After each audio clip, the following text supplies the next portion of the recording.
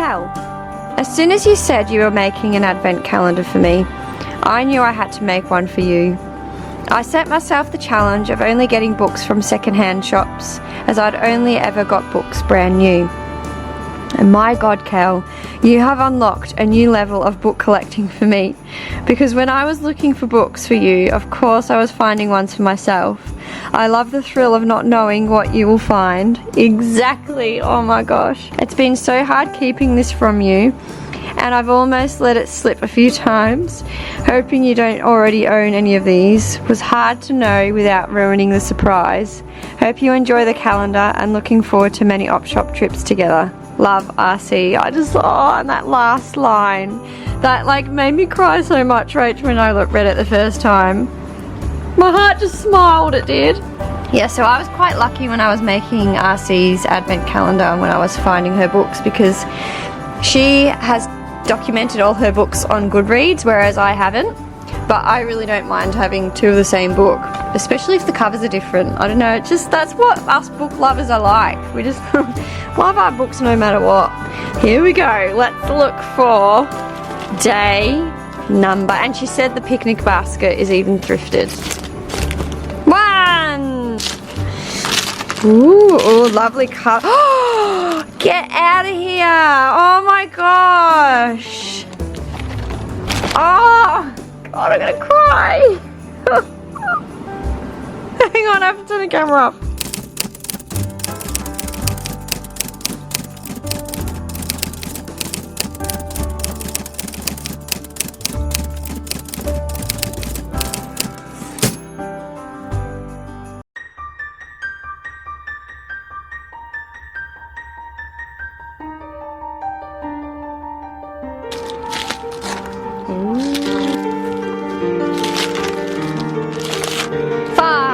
To a land unlike any other. Red dog! Oh wow! I didn't realise this was a book. Oh, Chewy! Day number 8. What's it gonna be, Minx?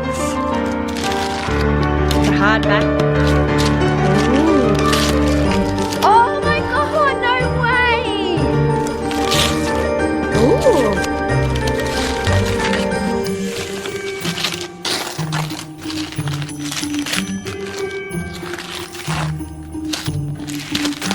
Ooh.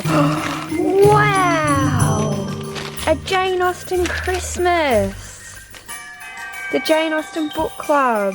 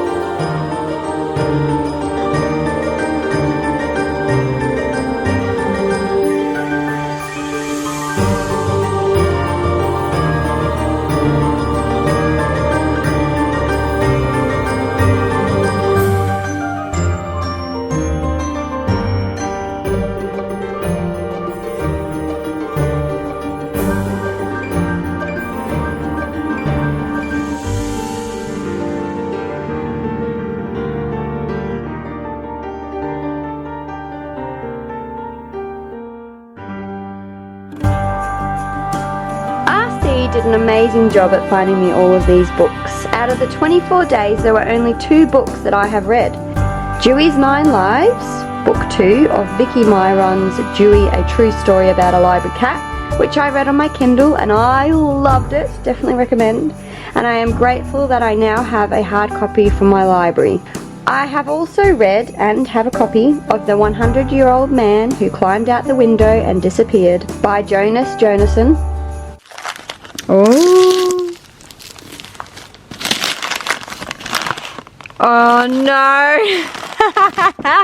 I have a really funny story about this book, Rach. Oh my god. So, oh, this is so funny. I have it already. But yes, you are right. It seems like the type of book that I would absolutely love, right?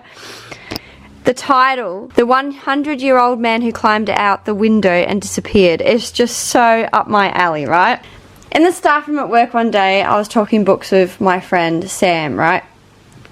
And she told me about all these books that she's just purchased off Booktopia.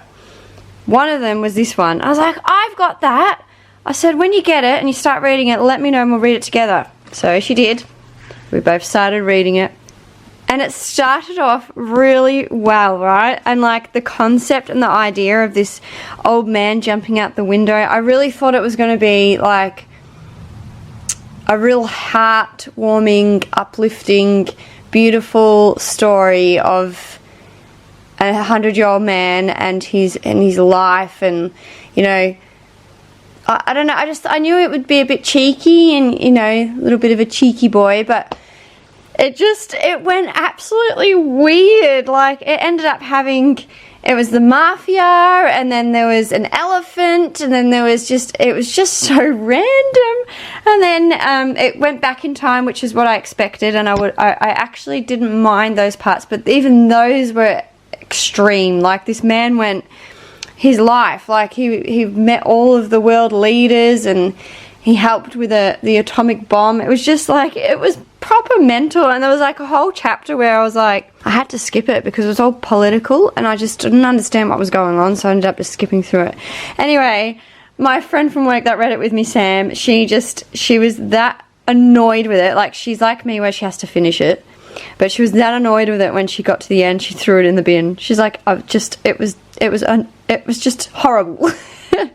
So, oh my god, Rach, I actually love that you got me this, because yet this seems like, the title to this, I was just like, that is so up my alley. It's based in Sweden, and the author of this book wrote another book, which my old boss, when I worked in England, actually gave to me and said it's really funny.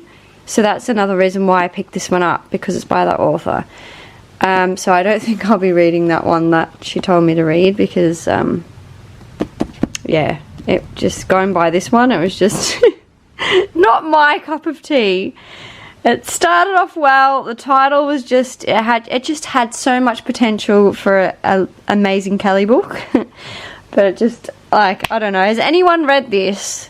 And if you did you enjoy it? Because I can imagine a lot of people enjoying it. It is the international best-selling sensation, and it is a movie, and I watched the movie with Mum and Dad. It was just as bizarre, and just, yeah.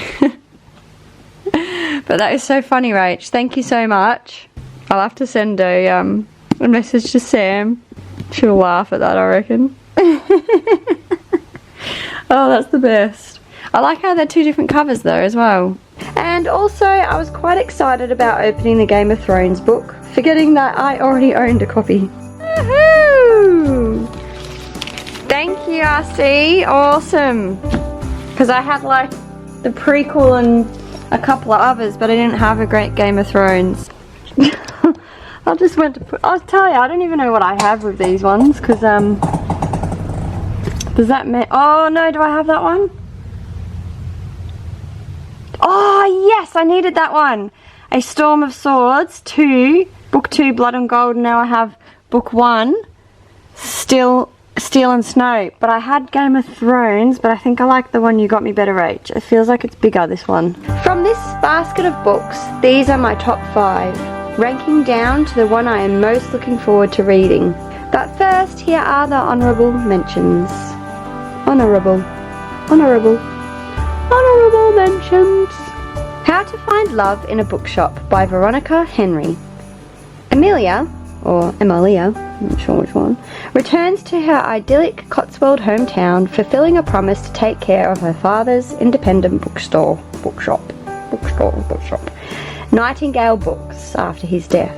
It's clear that the bookshop is important to the community, and villagers who come into the shop have their own stories to tell. And Lost and Found by Brooke Davis. Millie Bird is a 7-year-old girl who always wears red Wellington boots to match her red curly hair. But one day, Millie's mum leaves her alone beneath the ginormous women's underwear rack in a department store and doesn't come back. Agatha Panther is an 82-year-old woman who hasn't left her home since her husband died. Instead, she fills the silence by yelling at people who pass by. I don't know how to pronounce that, so that's why I'm saying that. Watching loud static on TV and maintaining a strict daily schedule until the day Agatha spies a little girl across the street. Carl, the touch typist, is 87 years old and once typed love letters with his fingers onto his wife's skin. He sits in a nursing home knowing that somehow he must find a way for life to begin again. In a moment of clarity and joy, he escapes. Together, Millie, Agatha and Carl set out to find Millie's mum. Now for my top 5. Coming in at number 5 is Boys of Blood and Bone by David Matenzenden. I am terrible at pronunciation. Andy Lensell, killed in the First World War in 1918, lies in a small cemetery in the north of France. Henry Lyon, in a borrowed Volvo station wagon, is driving up the south coast of New South Wales. The paths of their lives are about to cross. Number 4. The Girl Who Circumnavigated Fairyland in a Ship of Her Own Making by Catherine M. Valentin. September is a 12-year-old girl, somewhat grown and somewhat heartless, and she longs for adventure. So, when a green wind and a leopard of little breezes invite her to fairyland, well, of course she accepts. Mightn't you? Number 3. The Paris Library by Jeanette Skeslien Charles, or it could be The Paris Library by Janet Skeslien Charles, no idea. This book is based on the true story of the heroic librarians at the American Library in Paris during World War II. Say no more, that just is intriguing to me. Number 2, Little Paradise by Gabrielle Wang. Melbourne, 1943, and Mirabelle is 17. She's leaving school, designing dresses, falling in love. Then, fate intervenes. Her forbidden affair is discovered, and JJ is posted back to China where a civil war is raging. Despite all warnings, Mirabelle sets off for Shanghai to find him. Little Paradise is inspired by a true story. And the book that I'm most looking forward to reading is What the Dickens by Gregory Maguire. A terrible storm is raging and 10-year-old Dina is huddled by candlelight with her brother, sister and cousin Gage, who is telling a very unusual tale. It's the story of What the Dickens, a newly hatched orphan creature who finds he has an attraction to teeth, a crush on a cat named McCavity, and a penchant for getting into trouble. One day he happens upon a feisty girl, Skibberey, who is working as an agent of change, trading coins for teeth, and learns that there is a dutiful tribe of Skibbereen to which he hopes to belong. As his tale of discovery unfolds, however, both What the Dickens and Dina come to see that the world is both richer and less sure than they ever imagined. So, that is all the books I opened from my Thrifted Book Advent Calendar from my book buddy RC. Were there any that you have already read? Or was there one that captured your interest in a net of curiosity? Anyway, thank you so much for watching. I hope you enjoyed your time here. If you did, it would be very much appreciated if you left a like. And if you have decided to use this channel as a new place to hang out by hitting that subscribe button, I'll be back very soon with more bookish content. I hope you have had a great start to 2023. Till next time!